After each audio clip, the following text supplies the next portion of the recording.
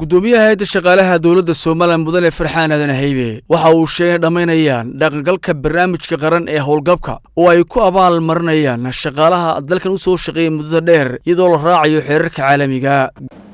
waxaan ka cadeynayaa ilaahay idamkii January 2020 waxa dhaqangal inoo noqonaya barnaamijka qaran ee howlgabka ayaa dhaqangal inoo noqonaya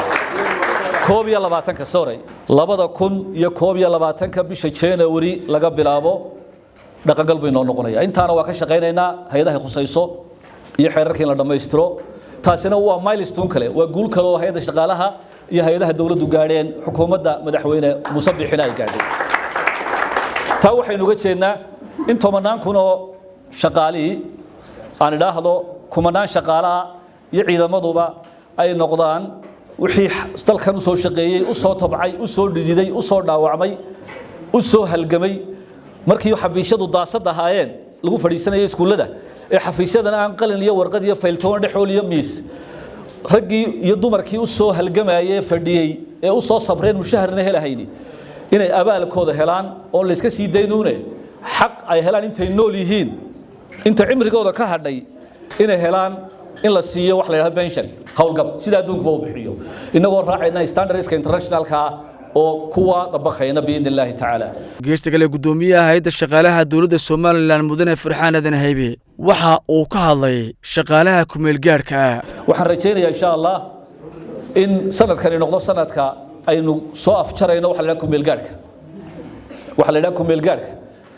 mushkiladda ugu weyn ee haysata hay'adda shaqaalaha iyo wasaaradaha iyo hay'adaha waxa weeye waxa la yiraahdo ku meel gaar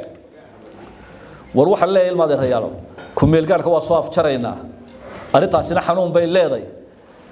cidii ku meel gaar ku joogta wasaaradaha hay'adaha dawladdu waa kala hufayna waa soo diiwaan gelinay dib baan u madax taabanayna waa xaqiijinayna waa sugayna imtixaan baan ka qaadayna dhaqaale dawladdu intan ka badan awood badan uma leh sanadkan haddana wax kasta oo suurtagal ah anagoo raacayna talada madaxweynaha waa u suurtagelinayna inaanu meel wax uga doono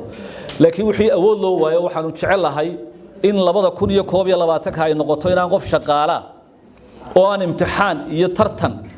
jaraa'idka lagu soo qoray idaacadda aanu shaqada dawladda imanin taasina waxay fursad siinaysaa dhalinyaradeena inay noqdaan qaar u tartamo oo aqoonta lagu tartamo anagu ka hay'ad ahaan oo kaashanayna maxadka shaqaalaha dawladda oo runtii kaalin mugle ugu jira tayinta shaqaalaha dawladda waxaan aaminsan inuu kamid yahay hay'adaha waxbarashada bixiye hormoodka ah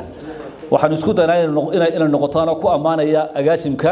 iyo guud ahaan macallimiinta inuu kamid yahay meelaha ugu tayada wanaagsan ee waxbarasho bixiye maanta Jamhuuriyadda Soomaaliland biidnillaahi tacaala Salebaan Haybe Laambad warbaahinta qaranka Soomaaliland magaalada Hargeysa